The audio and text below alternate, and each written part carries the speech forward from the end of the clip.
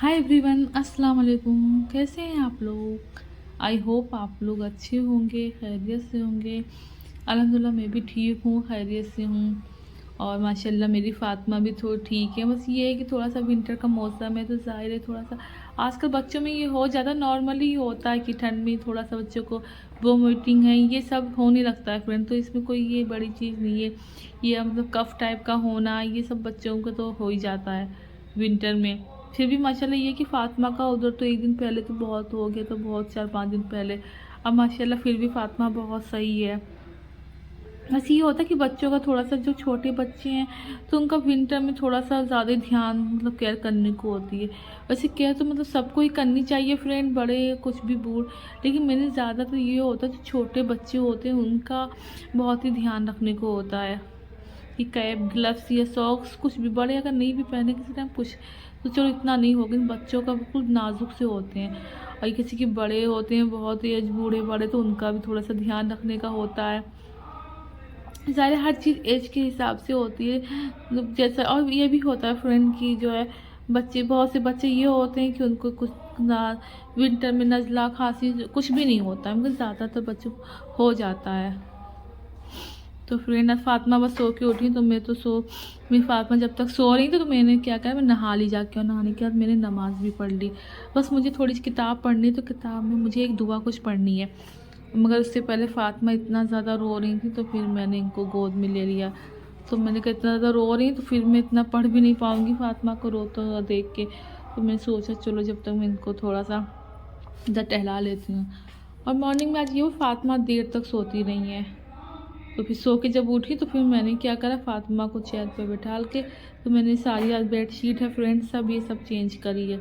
तो ज़ाहिर है जैसे कि आप लोगों को पता है कि मैं फ्राइडे के दिन जितनी भी बेडशीट है ये सब फ्रेंड मैं चेंज ही करती हूँ।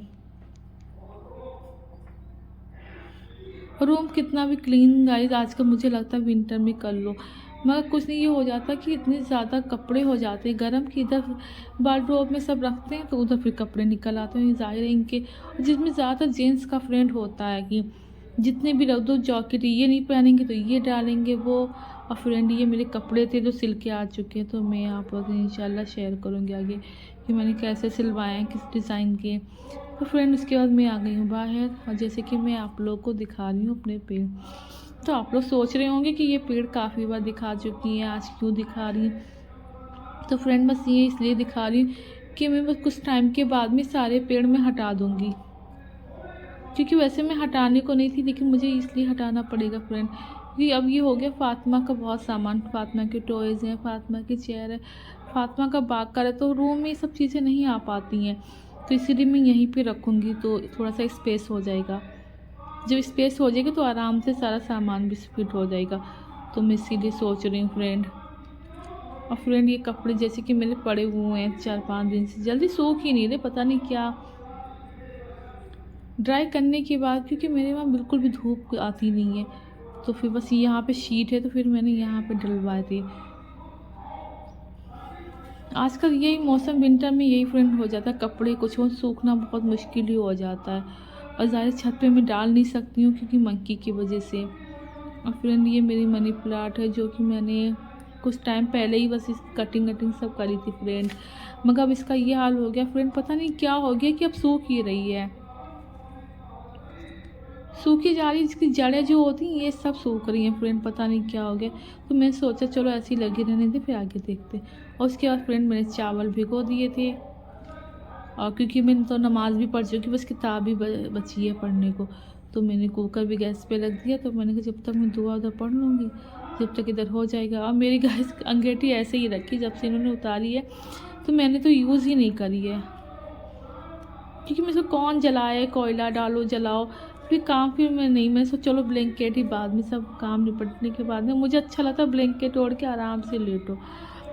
और फ़ातिमा भी है। फिर मैंने गाइस मैं सोचा फ़ातिमा तो ऐसे ही रोएंगी गोद में, चलो इनको चेयर पे बैठाल देते हैं। तो फ़ातिमा को मैंने चेयर पे बैठाल दिया। तो मैंने कहा जो पढ़ने का है तो पढ़ लेती हूँ फटाफट। तो मैंने कहा जो दुआ पढ़ लूँ, फिर टाइम निकल जाएगा तो फिर नहीं हो पाएगा।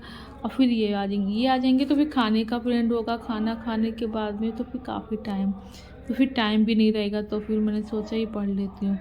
और फातिमा इस टाइम पे नहीं ज़्यादा रो रही हैं। अच्छा फ्रेंड, एक बात तो ये होती है कि बच्चों के सामने तुम नमाज या किताब कुछ भी पढ़ो तो उससे बच्चों का भी बहुत थोड़ा सा ध्यान जाता है। फातिमा का देख रही ध्यान जा रहा है मेरे, तब दुआ कर रही है। ये नहीं है कि बहुत से बस ना, फातिमा माशाल्लाह अल्लाह का शुक्र ये है कि फातिमा बहुत ज़्यादा सही हो गई, ना ज़्यादा रोती है कुछ भी नहीं। पहले तो बहुत रोती थी। बच्चों को धीरे धीरे से चेंजिंग आता रहता है। और फातिमा का भी हो गया, हाथ भी चलाने लगी मारने के लिए। हम किताब तो पढ़ ली, रख दें सोच रहे हैं अब मेरा पानी भी खूब खौल गया होगा फ्रेंड, क्योंकि मैंने हल्की आंच पे रख दिया था।